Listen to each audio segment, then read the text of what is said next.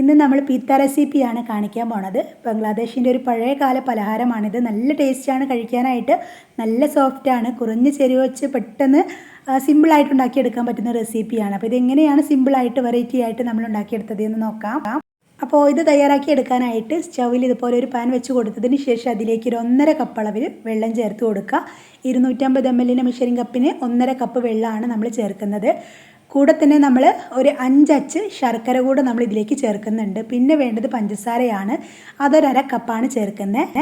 ഇനി ഇതിലേക്ക് നല്ലൊരു ഫ്ലേവറിന് വേണ്ടിയിട്ട് 1 ടീസ്പൂൺ അളവിൽ ഏലക്കാപ്പൊടി കൂടെ ചേർക്കുന്നുണ്ട്. പിന്നെ വേണ്ടത് ഇതിൻ്റെ ടേസ്റ്റൊക്കെ ഒന്ന് ബാലൻസ് ചെയ്യാൻ വേണ്ടിയിട്ട്, മധുരം ബാലൻസ് ചെയ്യാൻ വേണ്ടിയിട്ട് 1/2 ടീസ്പൂൺ അളവിൽ ഉപ്പും കൂടെ ചേർക്കുന്നുണ്ട്. ശേഷം നമ്മുടെ ഈ ശർക്കര നന്നായിട്ടൊന്ന് മെൽറ്റാക്കിയിട്ട് എടുക്കുക. ശർക്കര നന്നായിട്ട് മെൽറ്റായതിന് ശേഷം മാത്രം നമുക്കിതിലേക്ക് അരിപ്പൊടി ചേർത്ത് കൊടുക്കാം. സാദാ പത്തിരിക്കും ഇടിയപ്പത്തിനെല്ലാം യൂസ് ചെയ്യുന്ന അരിപ്പൊടി ഒരു 2 കപ്പാണ് നമ്മൾ ചേർക്കുന്നത്. എന്നിട്ടിത് ഇതുപോലെ ഒന്ന് ജസ്റ്റ് ഇളക്കി കൊടുക്കുക. ഈ സമയം നമുക്കിതിലേക്ക് തേങ്ങ ചേർത്ത് കൊടുക്കാം. 1 കപ്പ് തേങ്ങ ചിരകിയതാണ് നമ്മളിപ്പോൾ ഇതിലേക്ക് ആഡ് ചെയ്ത് കൊടുക്കുന്നത്. എന്നിട്ട് ഇതെല്ലാം കൂടെ ഇതുപോലെ നന്നായിട്ട് ഒന്ന് മിക്സ് ചെയ്യുക. മിക്സാക്കി എടുത്തതിന് ശേഷം ഉടനെ തന്നെ ഫ്ലെയിം നന്നായിട്ട് കുറച്ച് വെക്കുക. ഫ്ലെയിം നന്നായിട്ട് കുറച്ച് വെച്ചതിന് ശേഷം ഇതുപോലെ അടപ്പ് വെച്ച് കൊടുത്തിട്ട് ജസ്റ്റ് ഒരു 5 മിനിറ്റ് ഇതുപോലെ തന്നെ വെക്കുക. 5 മിനിറ്റ് കഴിഞ്ഞതിന് ശേഷം ഒന്ന് തുറന്ന് നോക്കാം.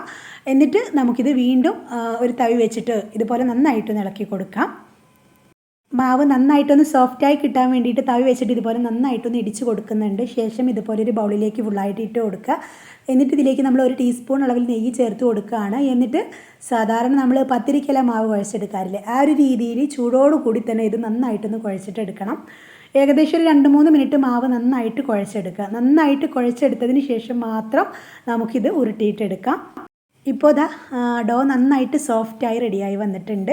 ഇനി ചെറിയൊരു പീസ് എടുത്തിട്ട് കയ്യിൽ വെച്ചിട്ട് ഇതുപോലെ നന്നായിട്ട് പ്രസ് ചെയ്തൊന്ന് ഉരുട്ടിയെടുക്കുക.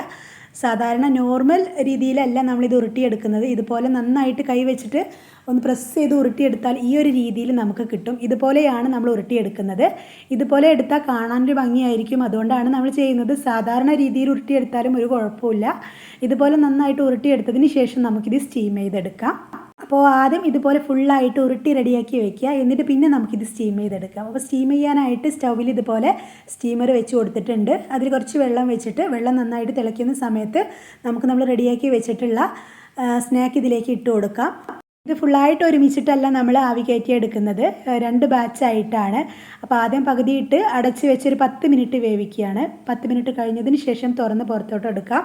ഇത് ഇഡലി തട്ടിൽ വെച്ചിട്ടോ അല്ലെങ്കിൽ സ്റ്റീമറിൽ വെച്ചിട്ടോ നിങ്ങൾ ഏത് രീതിയിലാണ് ആവി കയറ്റി എടുക്കാൻ പറ്റുക ആ രീതിയിൽ നമുക്ക് ആവി കയറ്റി എടുക്കാൻ പറ്റും. എന്നിട്ട് ഇതുപോലെ 10 മിനിറ്റ് കഴിഞ്ഞതിന് ശേഷം സ്റ്റീമറിൽ നിന്നും എടുത്ത് മാറ്റാം. അപ്പോൾ ഇത്രയേ ഉള്ളൂ. എല്ലാവരും ട്രൈ ചെയ്ത് നോക്കുക. വീഡിയോ കണ്ടിഷ്ടമായെന്ന് ലൈക്ക് ചെയ്യുക. ഇതുപോലെയുള്ള ന്യൂ റെസിപ്പീസിനായിട്ട് നമ്മുടെ ചാനൽ ഒന്ന് സബ്സ്ക്രൈബ് ചെയ്യുക. Thanks for watching.